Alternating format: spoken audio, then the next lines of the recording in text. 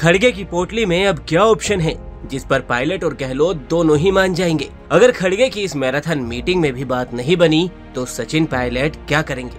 इन सवालों के जवाब तो कांग्रेस की मीटिंग के बाद ही सामने आएंगे। लेकिन कांग्रेस हाईकमान को इस बार फैसला बहुत सूझबूझ के साथ लेना होगा, क्योंकि इससे पहले गलत फैसलों की वजह से 3 राज्यों में कांग्रेस शिखर से शून्य पर आ चुकी है और सालों बाद भी वहां कांग्रेस फिर अपने पुराने अस्तित्व में नहीं लौट पाई है। चुनावी साल में कांग्रेस हाईकमान अशोक गहलोत और सचिन पायलट के बीच रिश्ते सुधारने की आखिरी कवायद कर रही है।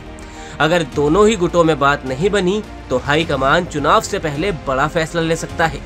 दरअसल कांग्रेस हाईकमान के लिए गहलोत पायलट का विवाद नया नहीं है। 1996 में सोमेन मित्रा, ममता बनर्जी और 2009 में जगन रेड्डी और रोसैया के बीच ऐसा ही विवाद उलझा था। हाल ही में पंजाब में भी सिद्धू और कैप्टन का विवाद कुछ इसी तरह का था।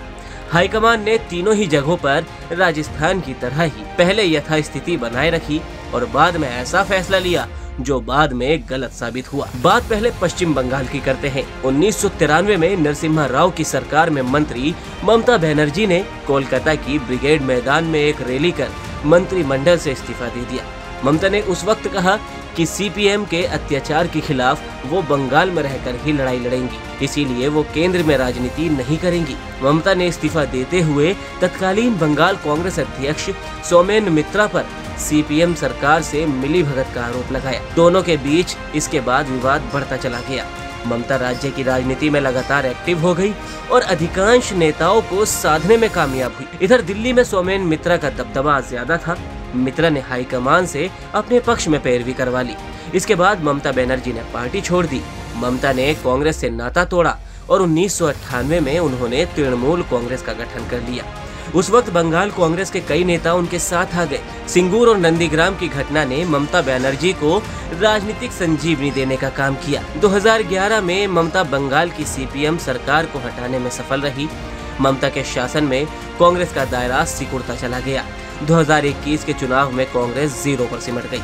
दूसरा राज्य आंध्र प्रदेश, जहां 2009 में मुख्यमंत्री वाईएस राजशेखर रेड्डी का निधन हो गया।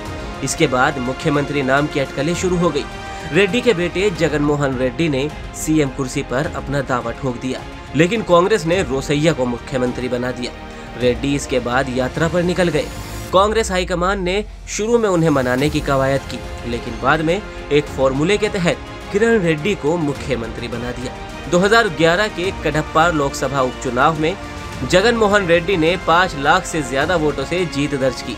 इसके बाद उन्होंने कांग्रेस से अपना रास्ता अलग कर लिया। 2019 के चुनाव में जगन मोहन रेड्डी सरकार बनाने में कामयाब हुए और आंध्र प्रदेश में कांग्रेस 0 पर सिमट गई। हाल ही में किरण रेड्डी भी बीजेपी में शामिल हो गए। कुछ इसी तरह की स्थिति पंजाब में भी देखने को मिली थी, जहां एक तरफ पंजाब में आम आदमी पार्टी अपना हर कदम फूंक फूंक कर रख रही थी, वहीं कई महीनों से कांग्रेस में अस्थिरता की खबरें सामने आ रही थी। कैप्टन अमरिंदर सिंह को सीएम की कुर्सी से हटाया गया और नवजोत सिंह सिद्धू को पंजाब का इंचार्ज बनाया गया, जिसे लेकर कांग्रेस के नेताओं में असहमति सामने आई। ये पूरा मामला सार्वजनिक हो रहा था। इससे जनता के बीच कांग्रेस को लेकर संदेश गया कि पार्टी के अंदर कलह है। अगर पार्टी जीत भी गई तो शायद ये कलह पंजाब के गवर्नेंस को अस्थिर कर देगी। इस बात का फायदा आम आदमी पार्टी को हुआ। हालांकि नवजोत सिंह सिद्धू पंजाब में बेबाकी से अभी भी ताल ठोक रहे हैं, मगर अगले चुनाव में कांग्रेस कितनी मजबूती से वहां उभरेगी या फिर सिमट कर रह जाएगी, ये कहना अभी जल्दबाजी होगा। तो राजस्थान चुनाव से पहले ये फैसला कांग्रेस अध्यक्ष मल्लिकार्जुन खड़गे के लिए किसी अग्नि परीक्षा से कम नहीं है।